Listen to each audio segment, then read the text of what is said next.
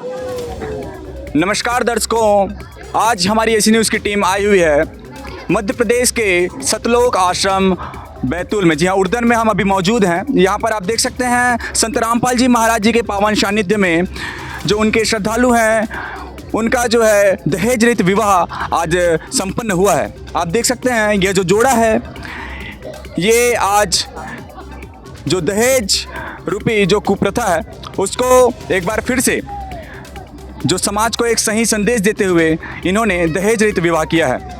आप देख सकते हैं यहाँ पर हमारे साथ जो आम जो जनता है, जो जगत के लोग हैं यहाँ पर मौजूद हैं, और दूसरी ओर यहाँ पर संत रामपाल जी महाराज जी के जो अनुयायी हैं वो भी मौजूद हैं। हम उनसे चर्चा करेंगे, उनसे बातचीत करेंगे और उनके कुछ विचार जानेंगे कि क्या कुछ आम जनता जो यह दहेज रहित विवाह है इसको लेकर के सोच रखती है, और साथ ही संत रामपाल जी महाराज जी के जो शिष्य हैं उनके भी विचार जानेंगे।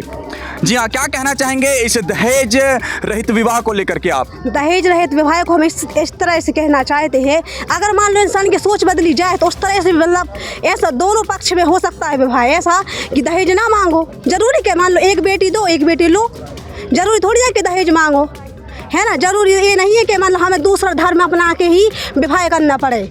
उसी धर्म में उसी रीति रिवाजों के अनुसार हम विवाह कर सकते बिना दहेज के, लेकिन इंसान की सोच है, ये गलत है सोच की दहेज रीति रिवाज करके यहाँ पर प्रश्न सामने आ रहे हैं। क्या कहना चाहेंगे रीति रिवाजों को लेकर के? जी हाँ सच्चा है भगत जी, मैं ये कहना चाहता हूँ ये सारे जो लोग खड़े हैं हमारी भाई बहन हैं, कोई दुश्मन नहीं है। हमारे संत रामपाल जी महाराज ने दहेज रहित शादी को किया है। कैसे किया है? जैसे अगर हमारे 4 बच्चियाँ हो जाएं तो हमारे लिए बोझ हैं, हम उनको दहेज नहीं दे पाते हैं, दहेज कम देते हैं, उनको जाके ससुराल में दुख देते हैं। इसलिए हमारे गुरुजी महाराज ने उनको निःशुल्क बगैर दहेज किया। दूसरी प्रश्न ये है जो उन्होंने किया कि जो शंकर और बजरंगबली की अवहेलना करते हैं, अवहेलना नहीं करते हैं, जो कहते हैं कि 3 देव कमल दन बसे ब्रह्मा विष्णु महेश, पहले इनकी बंदगी फर सतगुरु अपेश। तो इसमें कोई किसी की बुराई नहीं है, इसका पूरा ग्रंथ प्रमाण करता है, यहाँ ग्रंथ रखे हुए हैं लेकर के। सब सच्चाई भगत जी, मैं आपके चैनल के माध्यम से ये बताना चाहता हूँ, जो मेरे भाई बहन हैं जो संत रामपाल जी महाराज जी से नहीं जुड़े हुए हैं, वो अभी उनको इस चीज़ का ज्ञान नहीं है कि वास्तव में तत्व ज्ञान होता क्या है। आध्यात्मिक ज्ञान की तरफ बढ़ेंगे तो अपने जीवन की अंदर कई खुशियाँ प्रकृति की आ जाएगी सतगुरु की बताई हुई साधना से। जैसे बताते हैं सतगुरुदेव भगवान के, सतगुरु मिले तो इच्छा मेटे, पद मिले पदे समाना, चल हंसा उस लोक बिठाओ जहाँ आदि अमर अस्थाना, 4 मुक्ति जहाँ चंपी करती माया और दासी, दास गरीब अभय पते पर से राम मिले अविनाशी। उस अविनाशी राम की सतभक्ति बताते हैं, और जीवन में कई प्रकार के सुख भी मिलते हैं, दुखों को भी दूर हो जाते हैं सतभक्ति करने से। और कई प्रकार की कुरीतियाँ गुरुजी दूर करते हुए बता रहे हैं। जैसे दहेज रहित विवाह अभी ये वही है, देख ही रहे हैं आप, हम सभी और पूरा संसार भी देख ही रहा है। ये फोकट के आडंबर गुरुजी ही दूर करवा सकते हैं, सतगुरु अपनी सच्ची साधना बताकर। जैसे हमारे भाइयों को और बहनों को समझ में आया है कि वास्तविक में कुरीति हैं, हमें सादे सिंपल तरीके से ही विवाह करना चाहिए। जैसे हमारे भगवान श्री कृष्ण, राम जी, शिव जी, ब्रह्मा जी, इनकी जो शादियाँ हुई थी, कई शास्त्र वेद में कहीं नहीं लिखा है कि इन्होंने 7 फेरे लिए थे, इन्होंने रमणी करके ही विवाह करा था। जी, क्या कहना चाहेंगे और इस शादी को लेकर के? नहीं, मनुस्मृति धर्म है ना, मनुस्मृति धर्म में भी 8 प्रकार के विवाह बताए गए हैं। गंधर्व विवाह है उसमें, है ना, प्रेम प्रसंग विवाह है, बहुत मतलब 8 प्रकार, हमें याद नहीं उतने, लेकिन 8 प्रकार विवाह है। तो फिर ऐसा क्यों? क्या कहना चाहेंगे जी इस चीज़ को लेकर के? देखो, जो वेद शास्त्र हमारे हिंदू धर्म के ये सभी के सदग्रंथ हैं, उनके अनुसार अगर यदि अपन चलेंगे तो उसके अकॉर्डिंग ही हमारा कल्याण हो सकता है। बाकी जब अपने देवी देवताओं ने आडंबर नहीं बताया तो हम क्यों करें भाई? जो अपना पिता है वो पिता अपनों को सही रास्ता चलने की बात कह रहे हैं तो अपन गलत रास्ते क्यों चलेंगे? क्या कहना चाहेंगे और क्या कुछ प्रश्न आपके कृपा? यही है कि मतलब मनुस्मृति जो धर्म है हमने पढ़ा है उसमें, तो उसमें 8 प्रकार के विवाह बताए, तो उन्हीं के अनुसार विवाह होते भी हैं। 8 प्रकार की विवाह है यहाँ पर जो है बता रहे हैं, क्या कुछ कहना चाहेंगे? जी हाँ, कोई कुछ बोलना चाहेगा क्या? जी हाँ। जी बताइए। 8 प्रकार के विवाह ऐसा तो किसी शास्त्र में नहीं लिखा है, 4 प्रकार के विवाह बताए हैं दास ने भी सदगुरु जी के ज्ञान के माध्यम से समझा है उसको गहराई से, कि जैसे एक तो प्रेम विवाह, एक ये जो रमणीय विवाह स्वयं देवताओं ने करी थी, जो 3 लोक के देवता हैं ब्रह्मा विष्णु महेश, उन्होंने ये देवी भागवत पुराण तीसरे इसके अंदर 123 पृष्ठ पे भी लिखा है, सृष्टि रचना में बता रखा है, वहाँ साफ स्पष्ट करके पढ़ सकते हैं, अपना मिलान कर सकते हैं सदग्रंथों से। आजकल पढ़ा लिखा समाज है सभी। जी और क्या कुछ प्रश्न है यहाँ पर जो बता रहे हैं? यहाँ पर जो संत रामपाल जी महाराज जी के अनुयायी हैं वो लगातार जिस तरह से आम आवाम के प्रश्न यहाँ पर आ रहे हैं उसको कटाक्ष करते हुए यहाँ पर। और एक प्रश्न जी बताइए। एक प्रश्न मेरा ये भी है कि जो वो कह रहे थे कि मेरी 4 बेटियां हैं तो हम उनको दहेज नहीं दे सकते, उनके भी तो लड़के होंगे, वो भी तो सोच बदल सकते हैं कि हम भी दहेज ना लेना दे, तो क्यों हमें रमणीय विवाह करना? क्या क्या कहना चाहेंगे जी? भगत जी साहब, देखो दहेज देने के बाद में भी अगर किसी की बेटियां सेफ रही हो तो बताइए आप, कितनी बेटियों का नाश हो चुका है, कितने दहेज देते हैं, कर्ज करके दहेज देते हैं, फिर भी बेटी सेफ नहीं है। किसी की आत्महत्या कर दी जाती है, किसी को प्रताड़ना दी जाती है अनेक प्रकार की, सास द्वारा दी जाती है, जेठ सास द्वारा, उनके जो रिश्ते नातेदार होते हैं उनको यदि कम दहेज दिया जाए तो बड़ी बहू ज़्यादा दहेज लेके आती है तो छोटी बहू को प्रताड़ित किया जाता है। इस प्रकार से इस कुरीति को ख़त्म करने के लिए गुरुजी ने ये जो मिशन चलाया है। जी जी जी यहाँ पर और प्रश्नों का जखीरा यहाँ पर आप देख सकते हैं लगातार। जी बताइए। जैसे मान लो उन्होंने बोला है कि हिंदू धर्म में विवाह होता है तो सास बहू की लड़ाई होती कि मार देते बेटियों को, क्या ऐसा नहीं हो सकता कि रमणीय विवाह में भी तो हो सकता होगा? शायद जरूरी थोड़ी ना है कि जो रमणीय विवाह करे तो उसमें कोई आत्महत्या ना करे, है ना, कोई कुछ आग लगा के ना मारे या कोई भागे ना, जरूर ये नहीं है। अगर मान लो कोई इस धर्म में जुड़ा है तो वो भी तो भाग सकता है। क्या गारंटी है इस बात की? यहाँ पर प्रश्न आ रहे हैं लगातार, कौन क्या कहना चाहेंगे आप? एक भी अगर कोई प्रमाण बता दे कि हाँ कि हमारे संत रामपाल जी महाराज जी के अनुयायियों ने आत्महत्या करी है, तो वो कहेंगे वो उस करने वो उनको उनके बताए अनुसार मैं करने के लिए तैयार हूँ। एक भी प्रमाण बता दे कि हाँ कि संत रामपाल जी महाराज जी के अनुयायी ने आत्महत्या करी या फिर किसी प्रकार का उस बेटी को प्रताड़ित करा हो। क्या कहना चाहेंगे जी? यहाँ पर और भी जुड़ चुके हैं। दहेज के विक्त में मतलब बहन ने पूछा हुआ था अभी, जैसे कि मतलब रमणी में भी अगर किसी भी प्रकार का अगर कोई दहेज के प्रति प्रताड़ना होती है तो बिल्कुल हम स्पष्ट करना चाहते हैं कि संत रामपाल जी महाराज जी के बच्चे जो मतलब मर्यादा में रह के भक्ति करते हैं वो किसी भी प्रकार की उनके जीवन में किसी प्रकार की परेशानी नहीं आती है और ना बाद में वो कलेश करते हैं, प्रेम से रहते हैं। जी यहाँ पर उत्तर मिला है। जी क्या कहना चाहेंगे इस पर? आप क्या सहमत हैं? हाँ, इस बात से तो हम सहमत हैं, लेकिन माता पिता का ये बताते हैं संत रामपाल जी महाराज की माता पिता को प्रणाम नहीं करना है, तो इसके बारे में मेरा एक क्वेश्चन था कि क्यों नहीं करना है प्रणाम?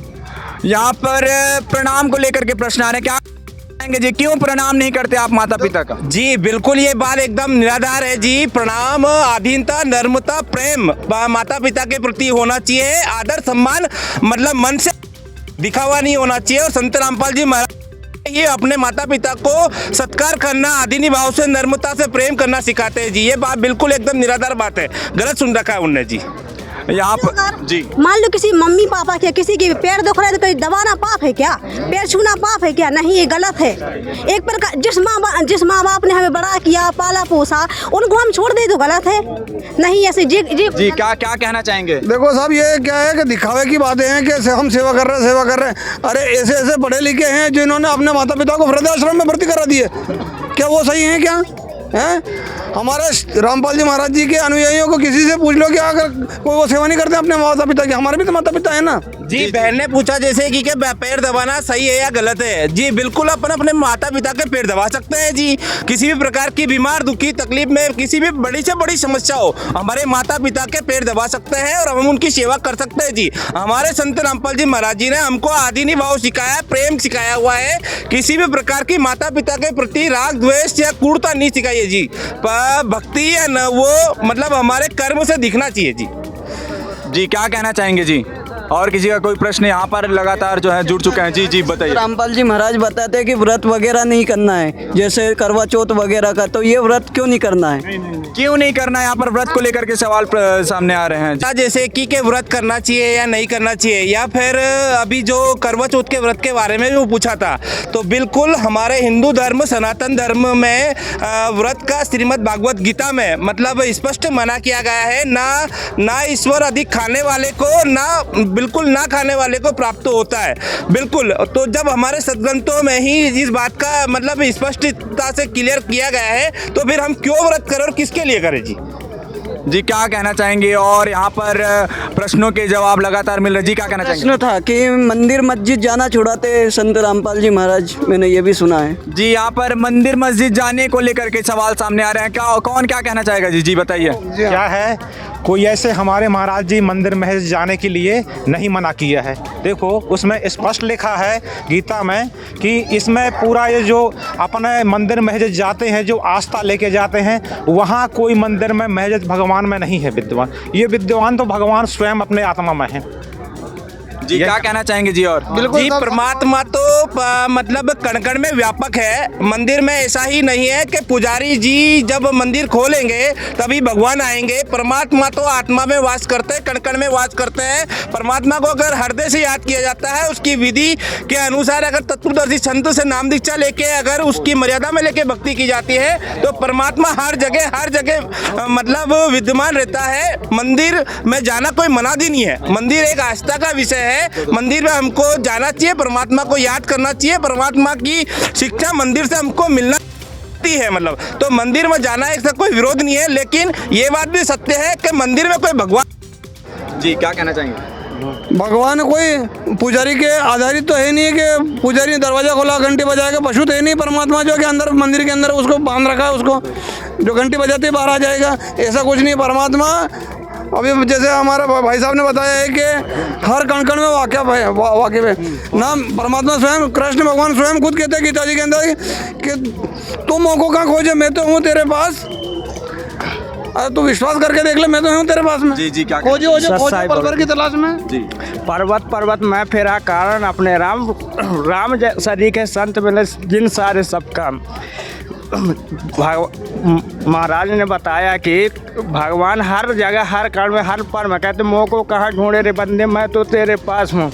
एक प्रश्न जी जी बताइए। गंगा जी में तो नहाना चाहिए, मैंने सुना है गंगा जी में नहाना मना बताते हैं संत रामपाल जी। क्या कहना चाहेंगे गंगा स्नान को लेकर के? जी हाँ, यहाँ पर गंगा स्नान को लेकर के सवाल सामने आ रहे हैं, क्या कुछ कहना है? जी जी जी जी नहीं तो कर्म क्यों लगाया? कर्म भोगना पड़ता है दीव को जी। ये झूठी है जी जी जेल जो लगाए दे, ये बहाने जो लगा दे, या गंगा लगाए दे, ये है कन्यादान लगा दीजिए, सपा झूठे। कन्यादान लेते नहीं है, कन्यादान देते हैं।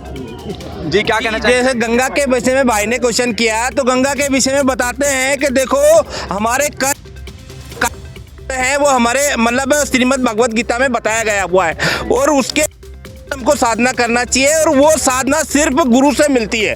तो और हम हमारे मनमुखी साधना जैसे कि गंगा स्नान करने से या तीर्थ व्रत जाने से, ये एकदम हमारे शास्त्रों में या हिंदू धर्म में सनातन धर्म में कहीं भी ऐसा लिखा नहीं है, ना इनका कोई प्रमाण है। जी कोई बुराई नहीं है, बाकी उसमें ये आस्था लेके जाएगा हमारे पाप कर्म कट जाएंगे, वो व्यर्थ है। जी जैसे वो गंगा जी नहाने के लिए बोलते हैं, तो एक वाणी है परमात्मा की। परमात्मा कहते हैं मल मल धोए शरीर को, धोए न मन का मैल, और गंगा गोमती रहे नहाए और रहे बैल की बैल। तो जो हम गंगा गोमती नहाते हैं, अगर हमारा मन पवित्र नहीं है तो फिर गंगा में नहाने का फ़ायदा क्या है? अगर गंगा में नहाने से मोक्ष होता तो सबसे पहले उसके अंदर जीव जंतु है, मेंढक मछली, उनका मोक्ष होना चाहिए। उनका मोक्ष क्यों नहीं हुआ? जो इंसान जाके वहाँ पे आजकल देखे जाए तो बड़े बड़े शहर की नालियाँ छोड़ दी गई, उसमें गटर का पानी आ रहा, तो वो तो बहुत व्यर्थ काम है। उसमें तो इतना गंदा पानी है कि वो इंसान पी भी नहीं सकता, और नहाने की बात तो बहुत दूर की बात है, गंगा स्नान करने की बहुत दूर की बात है। तो उनका मोक्ष क्यों नहीं हुआ? हमारे बंदी छोड़ सदगुरु रामपाल जी महाराज बताते हैं कि हिंदू धर्म में एक प्रचलन है कि उन लोग बोलते हैं कि जितना बड़ा सिंदूर लगाओगे उतना पति का उम्र बढ़ेगा। क्या ये बात सही लगता है आप लोगों को? गलत है, बिल्कुल। देखो परमात्मा ने हर एक जीव को मानव शरीर दिया है, और ये मानव शरीर इतना दुर्लभ है, इसके बारे में भी बोलते हैं कि दुर्लभ मानुष जात है, ये मिले ना बारंबार, और तरवर से जैसे पत्ता टूट गिरे और भौर ना लगता डार। ये मानव जीवन इतना दुर्लभ है कि इसे अगर पाके इंसान अगर भगवान की भक्ति नहीं की तो ये वही कुएं के सूखे कुएं के समान रह जाएगा जिसमें जल नहीं होता और वो कोई काम नहीं आता। तो मानव जीवन पाके हमें इन आडंबरों में नहीं पड़ना है। हमारे धर्मगुरुओं ने हमें भटका रखा है जी। हमारे धर्मगुरु हमारे से इतना बड़े धोखा कर रहे हैं कि हम आँख मूंद पर उस पर विश्वास कर रहे हैं। हमारे सब चीज़ प्रमाण हमारे सदग्रंथों में दिए हैं। तो आप जी सर, जैसे कि बहन ने पूछा सिंदूर लगाना नहीं चाहिए या लगाना चाहिए, तो मैं कहना चाहूँगा कि बहन को परमात्मा पे विश्वास, क्या परमात्मा ने इंसान को या कोई कमी रख दी कि जिसको मतलब सिंदूर लगा के नहीं भेजा? मतलब परमात्मा ने इतना सुंदर शरीर बनाया है, इतनी सुंदरता दी है, इतने अंग दिए हैं, तो क्या परमात्मा नादान तो जिसने सिंदूर लगा के नहीं भेजा? ये तो परमात्मा पे शंका करने जैसा क्वेश्चन हो गया बहन का जी। और ये मनमाना आचरण है जी, क्या हो ये सामाजिक द्वारा बनाया हुआ एक मनमाना आचरण है। अगर सिंदूर लगा के अगर पति का उम्र बढ़ जाए तो हनुमान जी ने राम के लिए क्या किया था? वो तो राम को पूरा शरीर में सिंदूर लगा लिया था, तो राम जी क्यों चले गए? वो फिर भी गया अयोध्या में क्यों समर्पण उन्होंने वो करा था? मानव शरीर पाएगा उसका विनाश निश्चित है। ये 5 तत्वों का शरीर है और ये 5 तत्वों में विलीन हो जाएगा। और परमात्मा ने इस शरीर में जो आत्मा दी है उस आत्मा का अगर सही समय में अगर इसका सही ज्ञान समझ के अगर भक्ति नहीं की तो वो 84 लाख योनि में जाकर भटका खाएगा और नरक के उस नरक में घोर नरक में पड़ेगा और उसको स्वयं परमात्मा भी नहीं बचा पाऊंगा, ऐसा हमारे वेद शास्त्रों में प्रमाण है जी। देखिए थोड़ा सी मैं गंगा को लेके उनने मैं क्वेश्चन बहन को दे सकता हूँ, जिसने कि अगर मैं कोई भी मजदूरी करेगा तो मजदूरी जो करेगा उसको मिलेगा। इस गंगा को भागीरथ ने कितने वर्षों तपस्या किया था तब इस धरती में लेके आया था। तुम हम कोई तपस्या किए हैं क्या जो अपने पूर्वजन को न होने में अपन गंगा में डालते हैं? भागीरथ ने तपस्या किया था, अपने उनने पूर्वजन को उसने पालन किया, पर अपना देखा दिखी कर रहे हैं। उसमें ऐसा कुछ नहीं है, जिनने तपस्या किया उसने फल पाया। जी क्या कहना चाहिए जी? ये गंगा जी तो हमारे पवित्र ही नदी है जी, इसको सभी जानते हैं। इसके बारे में हमारे परमात्मा जी बताते हैं। आज पृथ्वी में जल के कई स्रोत है जी, लेकिन ये वैज्ञानिक अभी सिर पटक रहे हैं कि गंगा का जल है क्या, ये विनाश क्यों नहीं होता, इसका कारण क्या, ये पता ही नहीं उन लोगों को। लेकिन हमारे परमात्मा जी बताते हैं कि वास्तविकता में ये गंगा सतलोक से आई है। भागीरथी जी तो एक निमित्त है, मात्र निमित्त, कि वो मस्त कैसे करते हैं, तपस्या कर लेते हैं, उसको दे दिया एक प्रूफ कि हाँ भागीरथी तपस्या की है, सतलोक से आया जल। वास्तविकता तो यह है कि ये सतलोक का वही जल है जिसका विनाश नहीं होता, और सतलोक का यही प्रमाण है कि वो कभी नष्ट, इसका कोई प्रदूषित नहीं होता, और ये एक अमर जल है। और वहाँ यही अमर काया है, ये एक डेमो बस है, डेमो ओनली डेमो। ठीक यहाँ पर और भी प्रश्न सामने आ रहे हैं। जी क्वेश्चन ये था कि संत रामपाल जी महाराज किसी भी प्रकार का त्योहार मनाने के लिए मना करते हैं, इसका क्या कारण है सर? त्योहारों को लेकर के यहाँ पर प्रश्न सामने आया, क्या कहना चाहेंगे जी? जी क्या पूछा है भाई ने?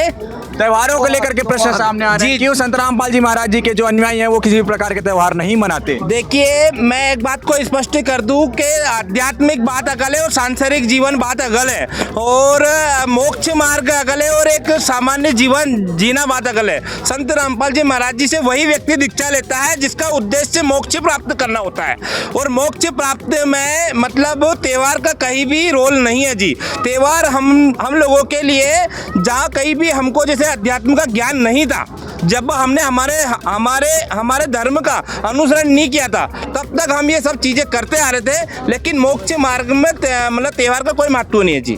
और जी क्या कहना चाहेंगे? सच्चा जी, अभी भाई ने बोला कि ये संत रामपाल जी हमारे परमात्मा जी की त्यौहार मनाना क्यों मना करते हैं, इसके लिए मैं ये बोलना चाहूँगा कि आप लोग मानते हो राम श्री कृष्ण को भगवान मानते हैं, राम कृष्ण से कौन बड़ा, जिन्नो भी गुरु किन्न, और 3 लोक के वेद हनी गुरु आगे अधीन। और इसके लिए अब राम श्री कृष्ण कहाँ गए थे वेद शास्त्रों के अध्ययन करने के लिए? गुरुकुल गए थे। और वेद शास्त्र के अंतर्गत आता है ये चारों वेद 6 शास्त्र 18 पुराणे आती है। और ये सभी का निष्कर्ष हम किसको मानते हैं? गीता सार जी को। और गीता जी को किसने बोला था?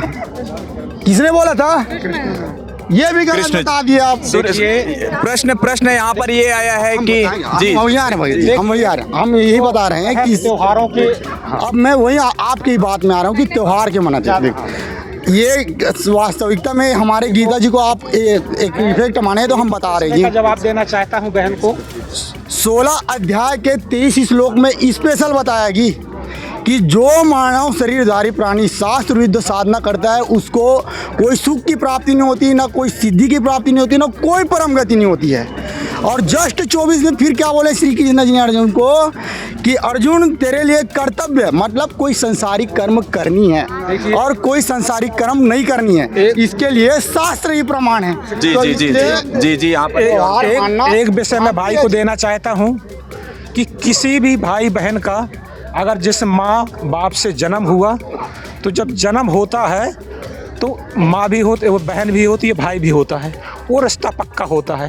कोई कलाई में धागा बांधने से भाई बहन नहीं होते हैं, वो तो रिश्ता परमात्मा बना के भेजता है। पर ये हिंदू धर्म में रक्षाबंधन मना लो, तीजा मना लो, खजलैया, ये उजलहस है, इसको नहीं मनाना चाहिए, ये रिश्ता नहीं बनाने का है, यही मैं कहना बहनों। जी जी जी यहाँ पर और भी प्रश्न सामने आ रहे हैं। और क्या जी जी और क्या कुछ प्रश्न है कृपया सामने रख सकते हैं आप? की बात कर रहे हैं अगर ये लोग तो सावित्री की कहानी का झूठी थी। उनने भी तो इमरान से अपने पति के प्राण वापस लाई थी, वही सिंदूर भर के। तो सिंदूर की आप बात कर रहे हो। सावित्री अपने पति के प्राण यमराज से वापस लेके आई थी, ये कहानी का झूठी है, ये भी शास्त्र में लिखी, जो आप शास्त्र पढ़ते हैं। जो बट सावित्री वो व्रत करते ना, औरतें करती हैं बट सावित्री व्रत, उसकी कहानी है। अपने पति के प्राण वो वापस लेके आई थी। जी क्या कहना चाहेंगे? ऐसा क्या है, एक आध कोई मतलब जो अपनी भक्ति से सेल्फ भक्ति से अगर कोई चार्जी व्यक्ति होता है, अच्छी आत्मा होती है, तो जिसके पिछले प्रारब्ध होते हैं, उसके कारण से ऐसा एक दो उदाहरण हो सकता है। लेकिन जब तक उसकी बैटरी चार्ज रहेगी तब तक ऐसा संभव है। और लेकिन इसका मोक्ष मार्ग नहीं हो सकता जी। ऐसे ये चमत्कार हो सकता है, इसको अपन किसी के प्रारब्ध का चमत्कार कह सकते हैं। जी जी जी जी बताइए। मान लो हम किसी का सिर दुखता है तो मान लो सिर दुख रहा है तो अपन कह रहे मेरा सिर दुख रहा है, देख तो नहीं रहा सर कि देख। उसी प्रकार भगवान भी किसी को देखते नहीं है। जिस प्रकार सिर दुखता है किसी को नहीं दिखता है, उसी प्रकार ईश्वर भी कण कण में वास करते हैं, किसी को देखते नहीं भगवान। जी क्या कहना चाहेंगे? कण कण में वास करते हैं भगवान, क्या कहना चाहेंगे इस चीज़ को लेकर के? क्या कुछ यहाँ पर क्या बोलना चाहेंगे जी? जब बहन ही कह रही है कि जब परमात्मा कण कण में है, तो हम भी तो यही कह रहे हैं कि परमात्मा कण कण में है। और री बात के परमात्मा नहीं दिखता है, लेकिन हमारे में इस बात का प्रमाण है कि जितने भी संत हुए हैं पिछले, उन्होंने परमात्मा को साकार हुआ है। जैसे गुरु नानक देव जी है, धर्मदास, और भी संत गरीबदास जी महाराज है, इन्होंने परमात्मा को साकार देखा है और अपनी हिस्ट्री में बताया इन्होंने कि परमात्मा साकार है और वो अपने निज धाम में रहता है जी। बहन को इस बात का ज्ञान नहीं है कि परमात्मा को कोई हमारे संतों ने महंतों ने बताया है और उन्होंने उसका दर्शन किया। में गुरु नानक देव जी है, पीपा जी है, धन्ना जी है, गुरु नानक और भी अन्य संत हैं जी। और इसका प्रमाण हमारे गुरु जी भी देते हैं जी कि आप बोले कि परमात्मा दिखते नहीं, इसके बारे में हमारे गुरु जी भी बोले हैं कि निर्गुण सरगुण एक है, दूजा ब्रह्म विकार, और निर्गुण साहेब आप है, सरगुण संत विचार। वास्तविकता तो यही है कि परमात्मा संत रूप में आते हैं और अपने लीला से ये जन समाज को पूरा सरगुण टाइप से ज्ञान देते हैं और उसको सरगुण का लाभ देते हैं। अगर भगवान कण कण में नहीं होते, जो हम सांस ले रहे हैं, जो हम बोल रहे तो आज बोल नहीं पाते। हम सांस हाथ हमारी जो उंगलियां हिल रही है ना ऐसी, तो हिल भी नहीं पाती जो उंगलियां। जी जी जी जी दीदी बोल रही है ना जी, क्या कहना चाहेंगे? दास ये कहना चाहता है कि जो दीदी बोल रही है ना, माने ये सही कह रही हैं। जैसे कण कण जो होता है, कण कण का मतलब ये होता है कि हर एक आत्मा के हृदय में वो परमात्मा रहता है। माने कण कण का मतलब ये नहीं कि वो पत्थर पत्थर में है, रोम रोम। ये नहीं है। कण कण का मतलब होता है, गुरुजी बताते हैं, हर एक जीव आत्मा के साथ परमात्मा रहता है। इसका प्रमाण श्रीमद् भगवत गीता के अध्याय नंबर 18 के श्लोक नंबर 61 में भी है। वह परमात्मा शरीर रूपी यंत्र में विराजमान आत्मा के हृदय में विराजमान होकर के उनके कर्मों के आधार से उनको जो उनका फल है वो दिलाता है। जी जी, क्या कहना चाहेंगे यहाँ पे? एक क्वेश्चन मेरा ये भी है कि भक्ति दो प्रकार की होती है, निगुण और सगुण। तो ये बताइए आपकी निगुण किस प्रकार होती है और सगुण किस प्रकार होती है? जी यहाँ पर जी जी जी जी आपका क्वेश्चन ये है कि निगुण और सरगुण भक्ति क्या है, ठीक है? तो आप ये बताइए निगुण क्या होता है और सरगुण क्या होता है, ठीक है? ये आपका क्वेश्चन है, ठीक है? देखो निर्गुण जो चीज़ होती है, निगुण सरगुण निर्गुण। अब इस विषय में ये होता है जो निर्गुण परमात्मा की जिसकी बात की जाती है, वो निर्गुण परमात्मा धूलोक के तीसरे पृष्ठ पर, ये वेद गवाही देते हैं कि वो परमात्मा धूलोक के तीसरे पृष्ठ पर विराजमान है। उस परमात्मा का नाम कबीर देव है। अब उस कबीर देव जी से वो परमात्मा हमको दिखाई नहीं देता यहाँ से, क्योंकि वो कई हजारों, माने गुरुजी बताते हैं कि ये 16 शंख कोश की दूरी पर हम हैं उस परमात्मा के लोक से, माने सतलोक से, ठीक है? तो वहाँ पर वो परमात्मा विराजमान है। अब परमात्मा की सतीति वेद जो बताते हैं वो 3 प्रकार की लीला करता है, 3 प्रकार से वो हमारा धारण पोषण करता है। ऋग्वेद मंडल नंबर 9 सूक्त नंबर 86 मंत्र नंबर 26-27 में, ऋग्वेद मंडल नंबर 9 सूक्त नंबर 82 मंत्र नंबर 1, 2, 3 में, ऋग्वेद मंडल नंबर 9 सूक्त नंबर 84 मंत्र नंबर 16 और 17 में, ऋग्वेद मंडल नंबर 9 सूक्त नंबर 95 मंत्र नंबर 1 में, ऋग्वेद मंडल नंबर 9 सूक्त नंबर 94 के देखिए 94 के 1 में, और ऋग्वेद मंडल नंबर 9 सूक्त नंबर 95 के मंत्र नंबर 2 में, और ऋग्वेद मंडल नंबर 9 सूक्त नंबर 96 के मंत्र नंबर 16 से लेकर 20 में, और भी अनेकों जगह उस परमात्मा का, पहले सुनिए, उसका यही माने उसका अर्थ है कि वो परमात्मा सतलोक में विराजमान है और वो परमात्मा वहाँ से धूलोक से चल कर के आता है, ठीक है? अभी वो परमात्मा वहाँ पर विराजमान हमको दिखाई नहीं दे रहा, तो वो क्या है? निर्गुण है, ठीक है? निर्गुण है। उस परमात्मा जब वो वहाँ से चलकर आता है तो सगुण साकार रूप में आता है, साकार वहाँ पर भी है, लेकिन क्या होता है कि वो हमें दिखाई नहीं दे रहा, तो उसके लाभ हमको सीधे नहीं मिल रहे हैं। तो उसके लाभ देने के लिए परमात्मा यहाँ सतगुरु रूप में आता है। तो परमात्मा इस विषय में कहते हैं निर्गुण सरगुण एक है, दूजा ब्रह्म विकार, निर्गुण साहेब आप हैं, सरगुण संत विचार। जो सतगुरु रूप में परमात्मा आता है वो सगुण साकार रूप में आता है, और सभी देवी देवता जितने भी हैं और सभी जितने भी भगवान हैं, जितनी भी देवियां हैं, वो सभी साकार हैं, नर आकार हैं, कोई भी निराकार नहीं है। ये इस चीज़ का जो है ना माने परमात्मा ही बताते हैं इसका। दर्शकों, यहाँ पर यह जो चर्चा है वो लगातार आगे की ओर बढ़ रही है, लेकिन हम जो यह चर्चा है जहाँ पर आप देख सकते हैं संत रामपाल जी महाराज जी के अनुयायी, साथ ही जो आवाम पहुँची हुई है, उनके जो प्रश्न हैं उनका लगातार जो है उत्तर देते हुए, कटाक्ष करते हुए यहाँ पर संत रामपाल जी महाराज जी के अनुयायी लगातार नजर आ रहे हैं। जी हाँ, ना केवल आमतौर पर बल्कि जो है शास्त्रों को, जी हाँ, हमारे वेद सदग्रंथ हैं उनको साक्षी मान करके, उनसे प्रमाण बता करके जो है संत रामपाल जी महाराज जी के अनुयायी लगातार जो जनता है उनके प्रश्नों के जवाब सामने रखते जा रही है।